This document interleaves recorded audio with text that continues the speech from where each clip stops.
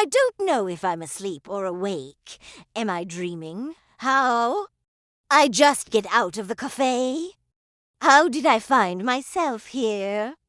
Am I out of my mind, or what? Have I entered another dimension, or am I in hell? No, it's not hell. It's a dark forest. But how did I get here?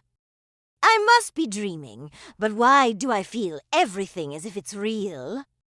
My heartbeat, the sweat, and the fear. How could it be real?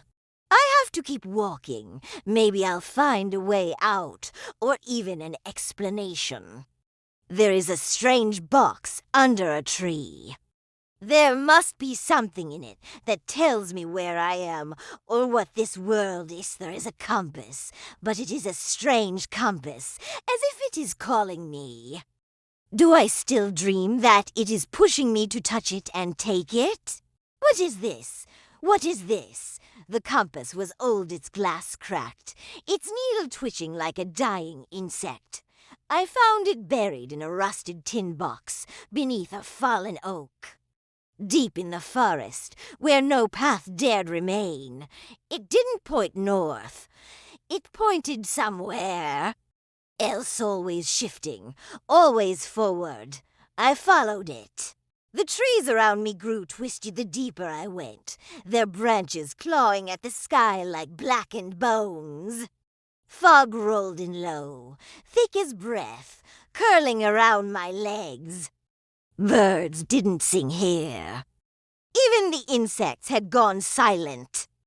The compass needle trembled, then jerked left. I obeyed. The first sign of danger was the river. Its water was crimson, not like blood, but like rust, thick and metallic.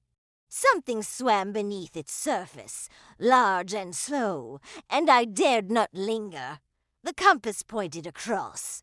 I found a fallen tree, crossed carefully. The moment my feet touched the other side, I heard the howl. It wasn't a wolf. It was something else higher, longer, more intelligent. I pressed on.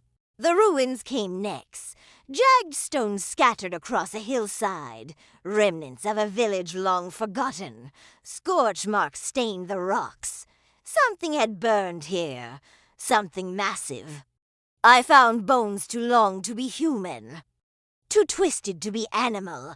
The compass needle spun wildly as I entered the ruins, then stilled, pointing to a half-buried cave. Inside, I discovered it. A throne of obsidian, wrapped in vines that pulsed faintly like veins. A single eye hovered above it, not attached to anything watching, unblinking.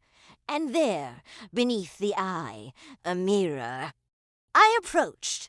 My reflection grinned before I did. Then it stepped out of the mirror. The compass fell from my hand. It shattered, and in that instant, I understood. It had never pointed toward danger. It had pointed toward me. My reflection stood in front of me, taller, darker, wrong. It smiled wider than I could.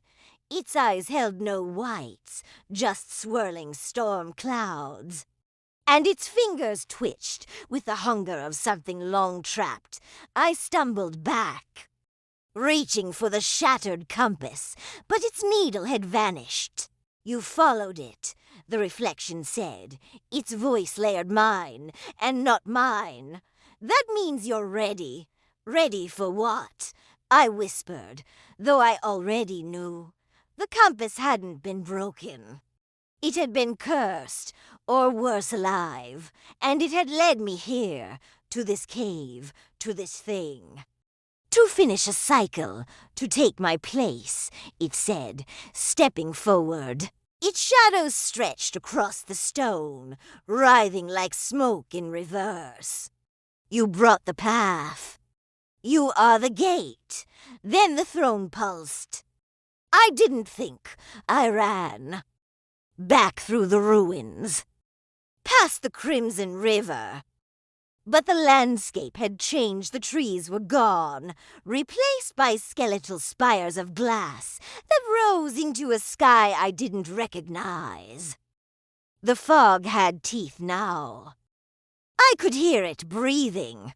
The compass was no longer in my hand, but its direction pulled at me like an invisible thread, stitched into my chest, yanking me toward the cave even as I ran away.